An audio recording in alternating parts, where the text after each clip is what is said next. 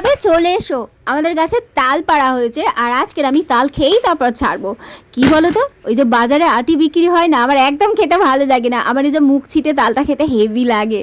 আর কি সুন্দর ডাবের মতো জল থাকে, ওইটা মুখে পড়বে, ও না রে না। আরে তাল খাওয়ার জন্য না আমার আর কি যে যে যন্ত্রপাতি সেগুলো দেখাচ্ছি কি কি লাগে। এই যে বটি আর দা, এই দাটার বয়স কত জানো তোমাদের কাছে বলি? এই দাটা মানে আমার জ্ঞানের আগে থেকে, মানে আমার জন্মের আগে থেকেই দাটা ছিল, বড় ছিল। এখন সেই দাটা ক্ষয়ে ক্ষয়ে আজকের এই পরিণতি হয়েছে। আর দেখো না, কাটছি তাও কাটে না, খুব কষ্ট হচ্ছে। কিন্তু বেটাদের আমি আছড়ে আছড়ে সব তো আর কি তালগুলো আলাদা করলাম, আর এখন আমি এই বঁটি দিয়ে কাটছি।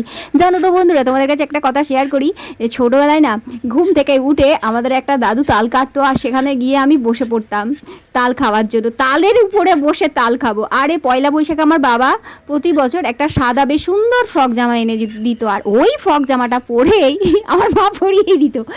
আম, কাঁঠাল, জাম, যত সিজনের খাবার আছে, ফল, সব ওই জামাটার গায়ে দাগ লেগে থাকতো।